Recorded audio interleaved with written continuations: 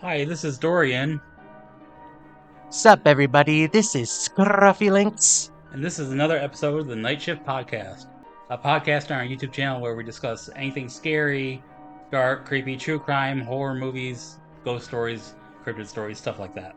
Some thriller and suspense as well. Yes, and today we are going to be talking about the analog horror phenomenon. Now, analog horror first became famous with Blaire Witch Project back in the 90s. Now, also, I think the Blaire Witch Project was a horrible film, but it is one of the prominent horror films of our lifetime, unfortunately. Then it went dead for a while. The whole analog horror thing went dead for a while. Then in the early to mid 2000s, a guy named Chris Straw brought it back together.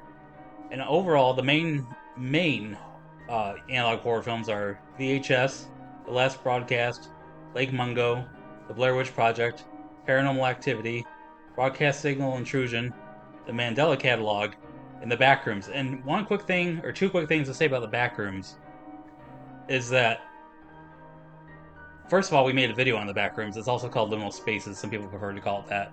We made a Night Shift podcast video all about that. So if you want to learn more about the back rooms, check out that video in our previous YouTube history. And also A24, the movie productions who made Hereditary, Midsummer, and Civil War, are making their own backrooms movie.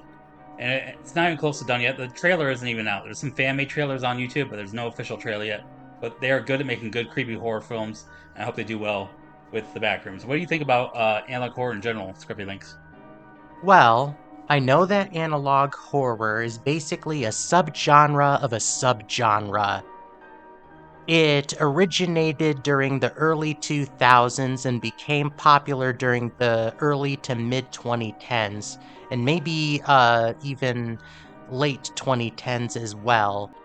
Basically, it primarily relies on the low fidelity graphics of late 20th century media, such as VHS and cassette tapes. It relies heavily on suspense, very little jump scares, if no jump scares whatsoever, Right. and very cryptic messages. Yes. I saw a top 10 scariest movies list on TikTok once. Bob Duke was number 11. I was expecting it to be the top 10, but it wasn't the top 10. But for some reason, they had the Blair Witch Project as number 1, which I thought was really weird. That movie did not scare me at all. It rather just disappointed me. What were your thoughts on the Blair Witch Project? The Blaire Witch Project, I would consider it more as a found footage than an analog horror, True, although, true.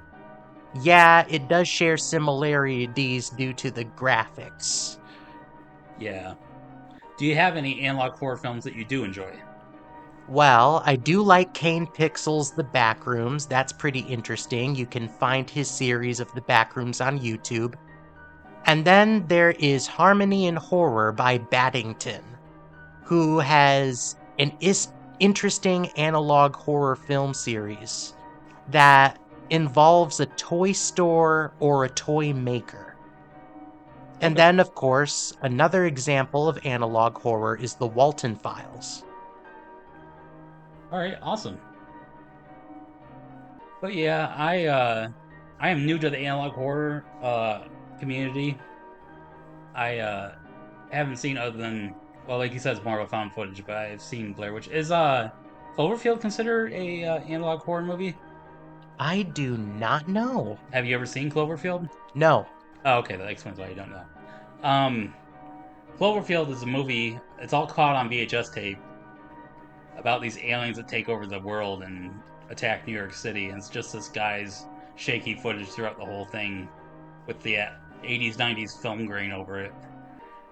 It was actually so shaky that it gave me a headache when I watched it, all the shaking lights and everything. So, good film, but if you are easy to get headaches or if you have problems with seizures, I do not recommend.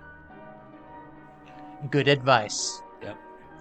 Is there anything else you want to say about analog horror? This is probably gonna be a short video.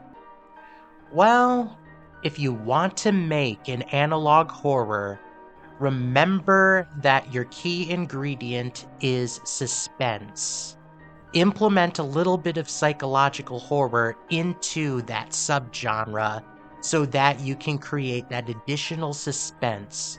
Rely very little on jump scares, of course, that's just part of the subgenre of analog horror. And if you can make like a very complex, interesting, compelling, and cryptic story use that for your analog horror if you are interested in dabbling and making this sort of subgenre. Do you ever see you and I making an analog horror film? Uh, Not really. I'm not very interested in analog horror. I'm more interested in like some existential, psychological, Same and here. surreal horror. Yeah. Same here. Same here. Oh, and speaking of horror films, this is off topic. This is not analog horror, but they just announced, and they announced it a while ago, but they just released the first cover image. They're making a Pinocchio horror movie, which I always thought was going to be a good idea, and they finally started making it. So we'll probably do a video about that when the trailer comes out. But yeah. Pinocchio! Well, anyways, that's it for today's video. Y'all have a great night. Take care, everybody. Peace. Meow.